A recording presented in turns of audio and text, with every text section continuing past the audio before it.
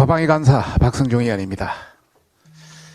시민 후원금을 대선 공작에 사용한 가짜 뉴스 숙주 뉴스타파 법인세법 기부금 목적 외 신고 위반이 발각됐습니다.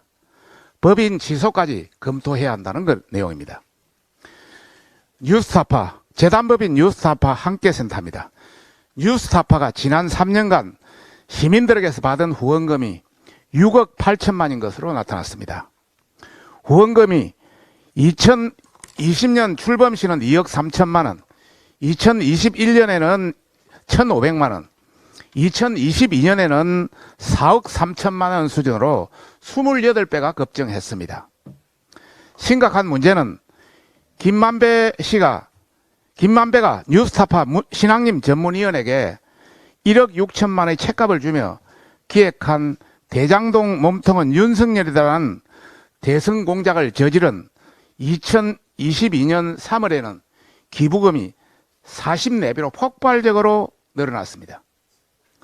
저희들이 관계기관으로부터 연간 기부금 모금액 활용 실적 맹세 자료를 받았습니다. 실제 이것을 보면 2020년, 21년 다 있습니다만 2022년만 한번 보면은 2022년 1월 달에 198만 5천 원 들어오고 있습니다. 2월 달에 보면은 184만 5천 원 들어오고 있습니다.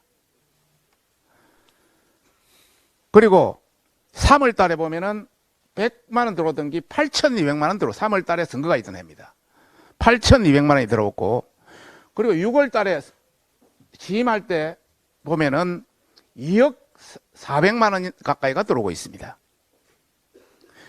엄청나게 폭증하고 있습니다. 이는 뉴스타파가 윤석열 대통령 취임식 5월 10일인데 그 전으로 끝도 없이 가짜 뉴스를 퍼뜨리고 그 보상으로 지지자들에게 후원금을 걷어들인 겁니다. 뉴스타파는 대가성 기사 정도가 아니라 후원금 장사를 한 겁니다.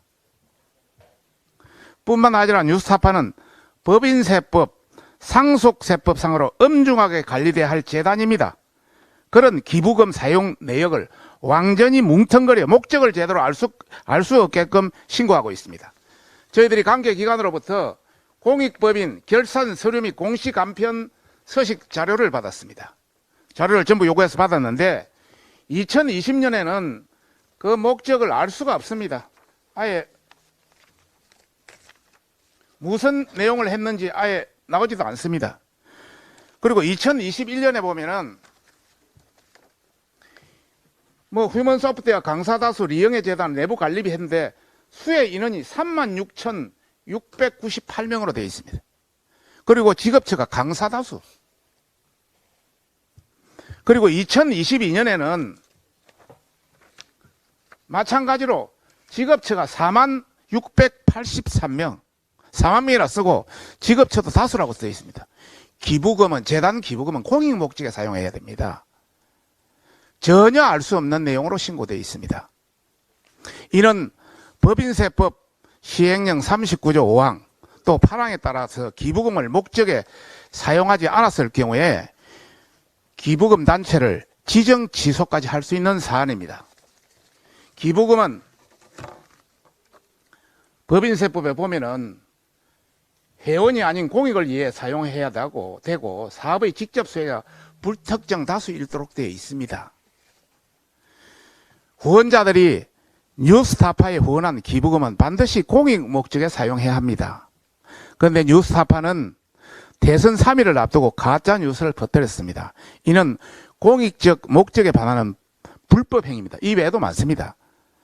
그래서 각종 관련법, 법인세법, 상속세법, 정보통신망법, 방송심의 규정 등에 따라서 기재부 등 관계 당국은 지정 취소 등 적절한 조치를 해야 할 것입니다.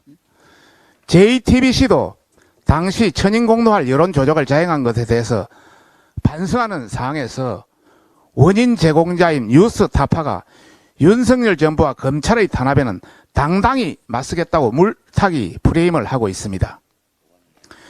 뉴스타파 김중배 이사장에게 경고합니다. 김중배 이사장은 진보 제야의 재앙으로 불리고 있습니다.